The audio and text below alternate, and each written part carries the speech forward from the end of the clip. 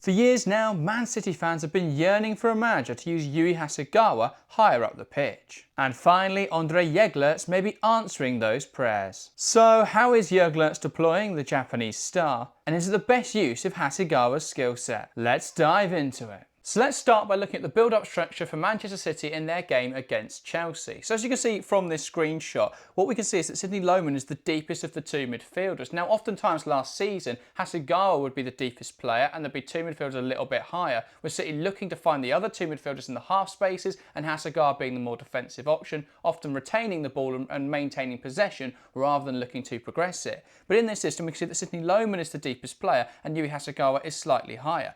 Now, as we play this clip through, what we start to see is Lohmann drifting out to this right-hand side. And as the ball progresses down the line, we can see that as Lohmann goes higher to support the play, Hasegawa drops in to be the single pivot player to offer City more security in rest defence. And this is an example of how Man City's structure this season has completely changed, with the midfield moving from a single pivot player and two more advanced midfielders that we saw under Gareth Taylor to two deeper line playmakers who are more fluid in their movement, and then one who's going to sit higher and play off of Khadija Shaw, which of course Viviana Miedema. Now, this midfield too is incredibly fluid, and if we look at these clips from Manchester City Brighton, what we can observe is Laura Blinkilde-Brown in a completely new role. So oftentimes she's the deeper of the two midfielders, and actually she's often dropping between the two centre backs, and this is allowing Hasegawa to then be a little bit higher in the field to potentially impact the play with her playmaking. Now, what's quite interesting to observe is why Manchester City are doing this. So the fluidity in the midfield gives them a few different structures. So if we pause the clip here, we can see that Laura Blinkilde-Brown's a deeper midfielder, Hasegawa's in front of her, but the way that they're structured is that they are one-on-one with each other. They're in the same line of the field. They're not too diagonal. There's a little bit of diagonal in there, but there's times where we see them more diagonal, and it's how they move the midfield from being that 1-1 to being a flat 2 to being a diagonal 2. That's then how they're structuring the midfield to create the play. So in this example, what they're looking to do is drag Brighton very narrow and very high up the field and execute the ball on the left-hand side. Now, Keating messes up this example and they're forced a little bit deeper.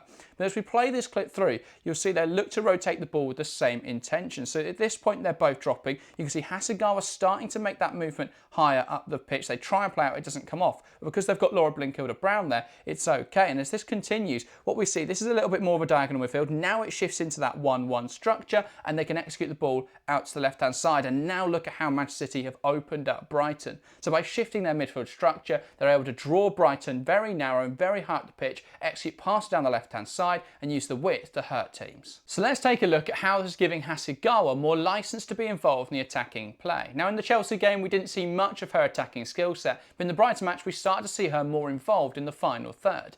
Now, this first bit is how she's able to progress the ball easier. So City are playing out from the back in this screenshot. The ball is played into Laura Blinkilde-Brown, and she's got a few players around her, but I really like this from Laura Blinkilde-Brown. She's able to draw the players onto her, shift the pass onto Yui Hasegawa, and now Hasegawa has time and space to look up and try and play a ball in behind. And as you'll see, it's a fantastic ball, chipped in behind, looking for Khadija Shaw, and then Shaw goes on to do the rest. Now, it's not a great chance for Shaw, but if you give Khadija Shaw a half chance, she's going to make something happen from it, as she does here. She manages to get in towards the penalty area and look to get a shot on goal. Now, this all comes because Hasegawa's got more time and space, and that comes from rather her playing as the deepest line midfielder, being alongside them and being able to rotate in those roles, meaning we can start to see Hasegawa is in a more offensive position. Now we move forward to the 73rd minute, and this is where Hasegawa has the most attacking impact, scoring the winning goal. Now, normally Hasegawa would be way too deep in the field to be able to score the winning goal, but in this example, she's now able to get forwards, now able to use that creative license to get into the final third and create chances. So I want to start this clip from Alex Greenwood, because the first thing I want to highlight from Hasegawa is her movement. So Greenwood's on the ball here. She's not sure who to give it to. Gives it to Uahabi, and if we pause it there, what you can see is Hasegawa has come really wide, and this creates this space in the half space for Lauren Hemp to be able to receive the ball. Now, Hemp wants to turn and go down the line. Hasegawa recognises that. She knows what Lauren Hemp wants to do, and she starts to make this drive inside. And as you see, as Hemp's trying to come down the line, Hasegawa just drifts forward. Then she bursts forward. She wants to get into that attacking line and create space just behind that for players behind. So as Hemp looks to come inside, there is then space for her to drive into and space for her to play the pass into Ayoba Fujino. Now, this is magic from Fujino, and this is why Fujino is much better better in this role than Vivianne Miedema, because this combination with Caroline is incredible. Lovely one-touch football. She's able to slot the pass through with her second touch into Yui Hasegawa, and Hasegawa has timed the run perfectly, and this is a really well-placed finish. This is exactly the upside you're going to get with Yui Hasegawa in the final third. Composure in these sorts of areas, tidy finishes, and lovely combination plays between her and other technically gifted players. So now let's take a look at Manchester City's system under Andrée Jeglertz. Let's take a look at Yui Hasegawa's new role and look at why, well, it's still the same style of play as Gareth Taylor. It looks completely different on the field and could be a lot more effective. So let's start with the build-up phase. Now, what we could see is Manchester City were often looking to draw the opposition high and very narrow. So Brighton were building up in, or pressing in this 4-2-3-1. Man City were building up in a 4-3-3, or actually materialise more of a 4-2-4 with how high Miedema was, though oftentimes she can drop in to be involved. But broadly, she's looking to be incredibly close to shore, so that when they get the ball forwards, those two can combine. But when they're playing out from the back, what they look to do is play it to one of the centre-backs, move it to a full-back, look to draw players across. So in this example, it's Bex Rayner up front, draw players across, and then use combinations in these sorts of areas. So Blinker will drop in here, she'll go back to the goalkeeper, draw players in, and then look to hit the left-hand side. And another way that they do this is through their midfield composition. So at one point, Keating is passed the ball by Pryor. Now this gets Aguiman to chase her. Rayner's coming in from this side. You've got the right winger who is just covering this sort of area, but then because Blinker-Brown drops in here, we see Kirby goes to track her. Hasegawa comes very narrow, and this is going to force the winger inside, and suddenly there's a lot of space out on this left-hand side. So what you can see is that Brighton in this shape are very narrow, because they've drawn, Man City have played a lot of passes in these sorts of areas and drawn Brighton into this sort of position. And so what this leaves them is a lot of space on the left-hand side. And as we could see multiple times, Harvey is picking up the ball and able to drive up this wing, oftentimes linking up with Lauren Hemp. And actually, I think that the problem that they had in this game was that they didn't really have another central midfielder to be involved in the attacking areas. When Miedema would come across, it often led to attacks breaking down. This is one of my biggest frustrations in this game.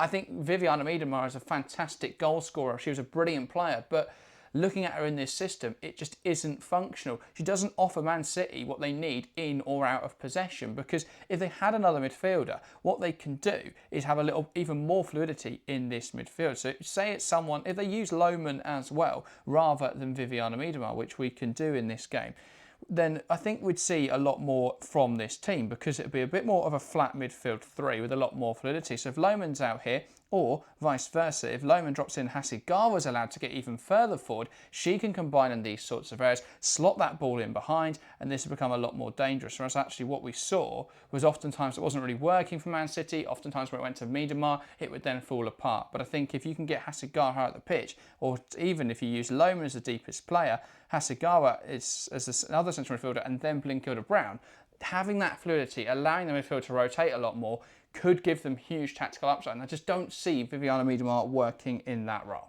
Now, there are some problems with the new composition of Manchester City's midfield. If we start by looking at the Chelsea goal from the opening game of the season, the opening goal scored by Aggie Beaver-Jones, we can see some problems with the midfield structure for Manchester City. So as Chelsea are looking to play out from the back, the ball comes into Kira Walsh here. Now, Sydney Lohman, as one of the more advanced midfielders, City are looking to press in a 4-1-4-1. So oftentimes Lohman or Blinker-Brown in the Brighton game would push up alongside Vivianne Miedema, and Hasegawa would be the deeper player in those examples. Now, Lohman goes chasing after Kira Walsh here, which is okay, but what this then opens up is Erin Cuthbert in space, so Hasegawa has to push up. And what we see in this move is City get drawn in way too high. All of their midfielders commit. Vivianne Miedema isn't offering much. We see here Lohman goes in for it, and as the combination is played around her, Walsh now picks up the ball, and Lohman's taken out of the equation. Now she looks to pass it past. Now, Vivianne Miedema's got to do better for me with that chance. She loses that 50-50, and Chelsea now have space, because Lohman's too high, and Miedema's too high.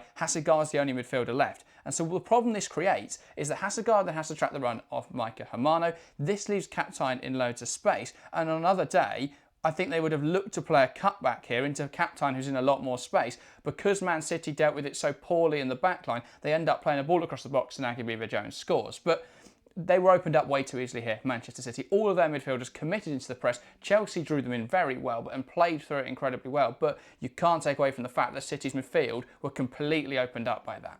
And for Frank Kirby's goal, it's a not too dissimilar thing materialising itself in a slightly different way. So as Brighton are playing the ball around the back, what we can see is that Manchester City obviously want to press them, want to turn the ball over quickly. But Enadozie, realising that they're not going to be able to play out through the Manchester City press, goes direct. Now what this immediately does is that it takes Vivianne Miedema and Blinkilde-Brown, who've pushed up high, out of the game. Completely out of the game because they're way too high to get back. And while City win this initial header, because Brighton have an overload, they're able to win the second ball. Hasegawa's outnumbered. She can't possibly block off all the options. And so suddenly, a chip ball towards Frank Kirby takes her out of the game. And it's Man City's defence up against the Brighton front four in a 4v4. And with this, Brighton can use this to their advantage. The fact that City have to go player for player, they're able to use the space well. And obviously, Aguiman gets a great shot away, creates opportunity for McLaughlin, who does well to play it across into Frank Kirby, and this is where no one reacts. There is a huge gap at the moment between the Manchester City backline and the Manchester City midfield. Hasegawa should possibly drop in here, or Greenwood's got to press up, but neither player knows what their role is in this system exactly. Now these are just teething issues, but as you see, Frank Kirby goes on to score. No one presses that down quicker. These are things that could be ironed out with more understanding of the system as the players gain a recognition of what their roles are. But these are early warning signs that there are gaps at the moment that Jeglertz will either need to plug or the players need to learn to play the system to a much better degree. So the question remains then, is Hasegawa playing higher truly a great thing? Well, let's start with the positives. It gets a brilliant technically gifted player in Yui Hasegawa higher up the field. And in these areas, she's able to create chances, she's able to break down defences, she's able to get involved with the goals, as we saw in the game against Brighton. But on the con side, we've seen that Manchester City's midfield doesn't really work when they don't have the ball. They're bad at defensive transitions, they're bad at pressing, they're easy to catch out. At the moment, they're getting overnumbered in there quite consistently. But it's early days, those are things that could be ironed out. I think all of the in-possession stuff is really nice. The fluidity between Laura Blinkilde-Brown and Hasegawa in the Brighton game was really nice to see. The way that they were dropping in for one another, the way that then they were being diagonal to be able to create options, the way that at times they would go flat to be a more functional rest defence. They had a lot of fluidity in there, and I think it worked between the two of them. My problem for Manchester City's midfield isn't necessarily Yui Hasegawa, and so I think playing her in a higher role can definitely work. I think the problem Man City have got to solve is Vivianne Miedema. I don't think she works in that second striker setup. I mean, I understand the thinking. They want two strikers who are to play off each other, Shaw and Miedema combining, but when have we ever seen them do that? Miedema is a player who wants to be the out-and-out number 9, and playing as a 10, she's not a great creator. We saw her incredibly wasteful in this game, and she doesn't offer anything from an attack midfielder's perspective out of possession. She doesn't press particularly aggressively. She's playing as the number 9. She knows how to press. She's a striker. That's what Vivianne Miedema is. I think trying to force her into the 10 role at the moment is leaving Man City a little bit exposed in defensive transition and perhaps not getting the best out of their attacking moves either. We saw when Ayoba Fujino came in and played in that number 10 position, the combinations that she was able to have with some of the other attacking players that then led to the Yui Hasegawa goal. So if you use someone in that attacking midfield role who is more technically gifted and able to combine with players in the way that they want and also offers a huge amount of pressing upside, I think you get more out of this team. So the question for me isn't should Hasegawa be deeper, it's when are they going to take Miedema out of the midfield? Because she's a brilliant player, but she's not functional in this system. So that's the bigger question for me. I think Hasegawa playing in that higher role looks very good. And I think her having that interchangeability, being able to be the more defensive player at times, where she is very good at holding onto the ball, she's very good at being able to recycle possession. But I also think that then giving her that license to get forward and having someone that can drop a little bit deeper, I think is a good thing. It gives Hasegawa that chance to go and show her attacking side, be creative, and give City ultimately a better creator and more attacking opportunities. So I definitely think it's going to be interesting to see what they do, but I think the problem for Man City's midfield at the moment isn't that they've moved Hasegawa higher up the pitch, it's that they've got Miedema on it at all. So that's the big question that I think Jeglertz has to solve. That, though, is everything. Do let me know in the comments down below if you agree with my analysis and what you think of Yui Hasegawa playing higher up the pitch. That, though, is everything. Make sure to hit that subscribe button if you haven't already. And if you want to watch more, we have another video on screen now, a full analysis of Chelsea versus Manchester City and how Chelsea were able to beat the Citizens. Go and check that out. But that is everything. Thank you guys very much for watching, and we'll see you next time.